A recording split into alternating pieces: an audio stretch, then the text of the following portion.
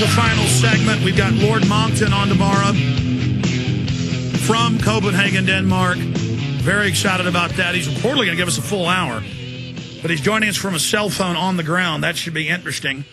His report that I've read several times is devastating.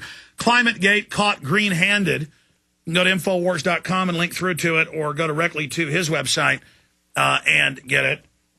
Everyone needs to see this. Look, this program of enslavement, this scientific dictatorship, can only stand if we don't get the word out and resist it. If we do, it's over. It's so diabolical, so evil, so wide-reaching that's why it's hard for people to deal with it. Like the guys just gave me some more quotes. We sent off and ordered If I Was an Animal and owned the book. Cost several $100s. Written back in 1988. A foreword by Prince Philip, Duke of Edinburgh, one of the founders of the World Wildlife Fund, with the former Nazi, of course, the Dutch prince, founder of Bilderberg Group. If I were reincarnated, I would wish to be returned to Earth as a killer virus to lower human population levels. Prince Philip. Here's another quote. It doesn't matter what is true. It only matters what people believe is true. That's Paul Watson, co-founder of Greenpeace. I mean, that's the kind of things that these people are saying and doing.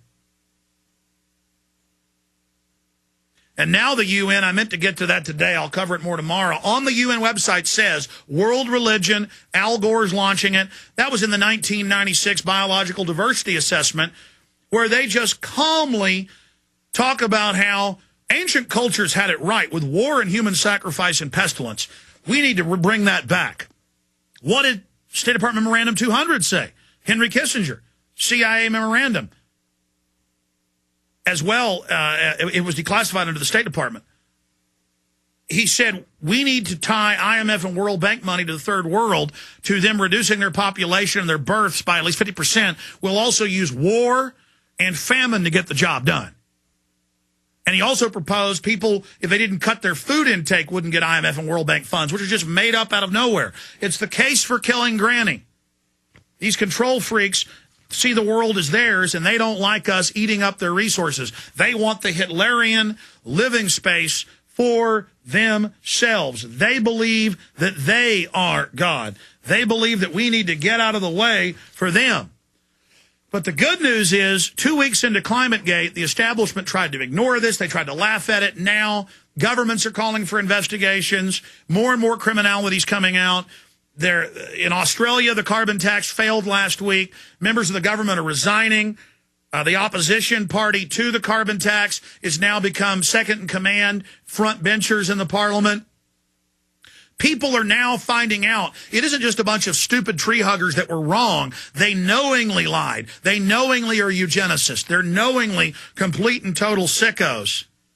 The people are waking up now, ladies and gentlemen. The people are beginning to find out just how deep the rabbit hole goes.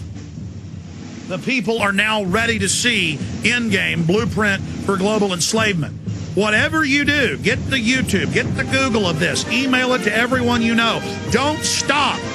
Say, you want to understand ClimateGate and the next level of this, what the UN says it's about? It's about cutting off your resources, then taking your kids, raising them in dormitories, and sterilizing them.